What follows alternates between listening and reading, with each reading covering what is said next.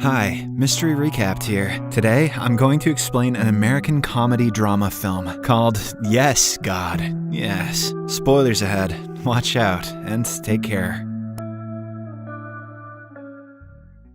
The movie is set in the year 2000. In the first scene, we are introduced to Alice, a shy and innocent teenager who studies at a strict Catholic high school. The place is so strict that many students stop coming after the first few days. Stop coming indeed. The discipline teacher makes sure to check all the girls minutely when it comes to appearance. She even measures their skirts to verify if they are of appropriate length. The school is also notorious for its ultra-religious beliefs. Lying is considered a sin, and watching romantic movies is deemed punish-worthy, especially if they star a young John Cusack. While most of the students agree with it, Alice, who is going through an intense adolescence phase, is confused. She is very curious about erotic stuff. The school's principal, Father Murphy, usually takes sex ed classes, where he explains that coitus, without the purpose of reproduction, is a sin. One day, a curious student inquires if self-coitus, i.e. jacking off, is illegal. Father Murphy simply cross-questions him. Does that produce babies? To which I'd have said, it produces maybe babies.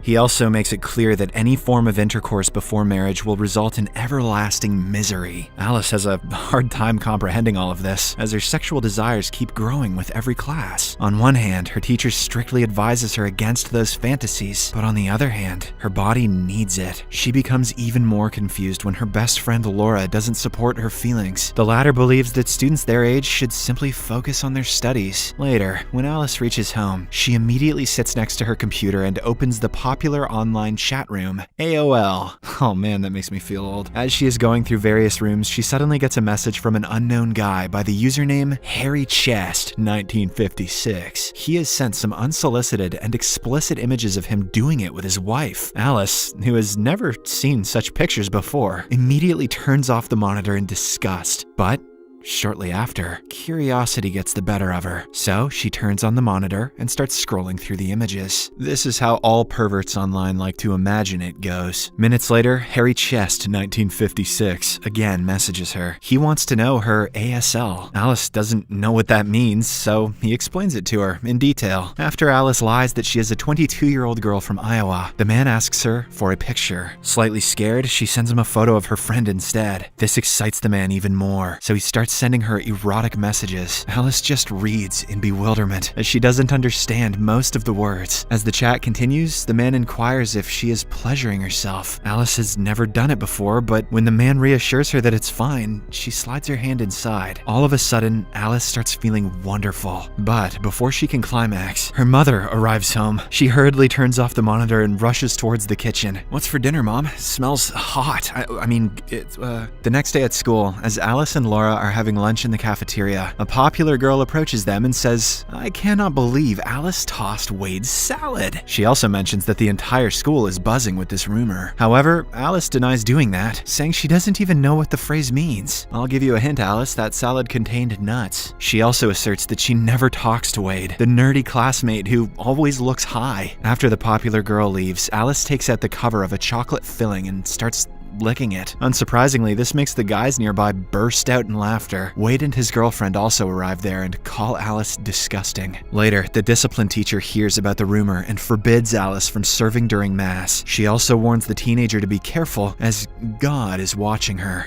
In the evening, Alice, who is feeling guilty about the AOL chat incident, confesses her venial crimes to Father Murphy. The latter does not scold her, but he simply asks her to refrain from such things. As a form of punishment, he tells her to recite the prayer 20 times, which she instantly does. "Oh man, don't stop," says Father Murphy. In the next scene, both Alice and Laura decide to attend the school's upcoming retreat, where the students will be taught how to get closer to God. Alice sees this as the perfect opportunity to return to the path of righteousness, while Laura wants to be noticed by a popular senior named Nina. When they arrive at the campgrounds, Alice cannot take her eyes off of a retreat leader, Chris, who also happens to be the captain of the school football team. He's just one T short of Christ. Maybe I'll let him touch mine. On the other hand, hand, Laura is excited to finally see Nina, who is another retreat leader. But the two get selected in the opposite groups, making them both upset. Later, Nina leads Alice to her room and asks her to hand over all her gadgets and devices. Alice hands her watch, but she keeps her phone with herself. The next morning, all the students gather in the main hall, where Father Murphy starts one of his boring lectures. He says that they have been summoned to this trip by none other than the Almighty God himself. Once the students survive his lecture, they are asked to take part in a survey. In a form, a variation of feelings are mentioned, and the students will have to circle the ones they've felt throughout the year. Alice circles some of them, along with the word turned on. After the time is up though, she has a change of thoughts. She tries to erase the circle over turned on, but can't. So she simply crosses out the word before submitting the form. For the next exercise, the students are asked to come on stage and express anything they want to say. Nina takes this as the perfect opportunity to become the center of attraction. She goes on about how her family ignored her when she was a kid. The plan works, and all the students circle her and give her a warm hug. That night, as Alice is sneakily using her cell phone, she suddenly gets an idea. She puts the device on vibration mode and then shoves it between her legs. Alice suddenly starts having butterflies in her stomach and a weird sensation she has never felt before. However, when she sees the crucifix hanging in her room, she stops. I guess she's not into voyeurism just yet. On the second day of the retreat, all the students are taken on a hike through the woods. A girl accidentally trips, so Chris helps her up elegantly. This gives Alice an idea, so she fakes an injury and calls him for help. He immediately goes to her, picks her up, and takes her to a nurse. Alice is over the moon. In her mind, she is having multiple hormonal explosions. The retreat is turning out to be a good one for her so far. But unfortunately, in the evening, Nina finds out about her cell phone when it unexpectedly starts vibrating. It is immediately confiscated, and Alice is sent to Father Murphy. As a punishment, he assigns her to cleaning duties around the retreat house. Alice obliges and starts cleaning right away. A few hours later, while she's still at it, she notices a computer inside Father Murphy's room. Since there is no one around, Alice silently opens his computer and logs onto AOL anonymously. Then she inquires what tossing the salad actually means. Unfortunately, the people in the chat room give her different answers, and none of them seem to be conclusive. It means drying off the leaves. It means mixing up the ingredients. It means blowing yourself. At the same time, Alice hears some footsteps approaching, so she hastily turns off the monitor, not realizing that the computer is still open. On her way out, she runs into Nina, who lightheartedly guilts Alice about her presumed encounter with Wade. Nina further adds that she is not mad at her for illegally sneaking in her phone. Instead, she is hopeful that Alice is on the right path towards righteousness. On the third day, Chris gathers a bunch of students and asks them to confess their regrets, if they have any. He says that confessions help people relieve their stress and stay focused. One by one, all the students explain their sob stories. One talks about his recent breakup with his girlfriend, while another mentions how she couldn't attend her grandmother's funeral. When it's Alice's turn, she says she wants to grate some cheese on Chris's sweet abs, but actually she has nothing to say. So she just lies that her dog was poisoned to death, and she couldn't save him. The story touches one of the students so deeply that she starts crying. Later, as all the students are in the cafeteria, Father Murphy shows up with an anxious look and reveals that someone accessed explicit content on his computer. He then tells the culprit to claim responsibility as soon as possible. When no one utters a word, he leaves, saying his favorite catchphrase, "God is watching." The incident frightens Alice, but she decides to keep her secret concealed. In the next scene, all the students are called to Father Murphy's office one by one. He wants to check if they are making progress. Soon it's Alice's turn, and the first thing she is asked about is her relationship with God. She simply replies,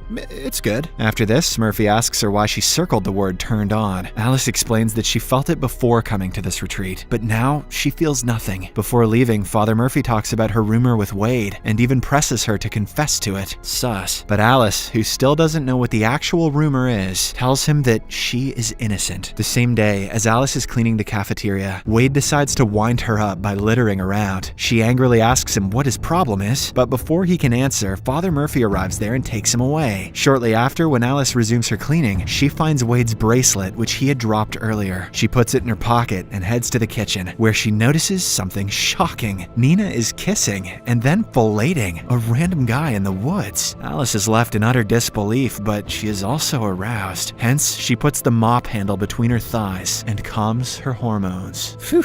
Hi, sodomy recapped here. Once she is done, she rushes to her best friend Laura and shares what she saw. However, the latter refuses to believe her. Instead, she chastises Alice for saying such evil evil things about her idol, Nina. She even accuses her of using AOL on the father's computer and calls her a pervy psycho. Fed up with everyone trying to judge her, Alice goes straight into Father Murphy's office and plants Wade's bracelet under the keyboard. But before she can leave, Murphy returns, forcing her to hide inside the closet. Surprisingly, the Holy Father starts knocking one out to some adult content he has stored in his holy computer. Alice, who witnesses everything, is so disgusted that she closes her eyes and turns her head around. Whew, yeah, confession is gonna be good this week. Outside, she meets Chris, who asks her if she is okay. He also insists on talking to her to make her feel good. Alice thinks he is into her, so she kisses him passionately. Unfortunately, Chris finds it very weird and runs away crying.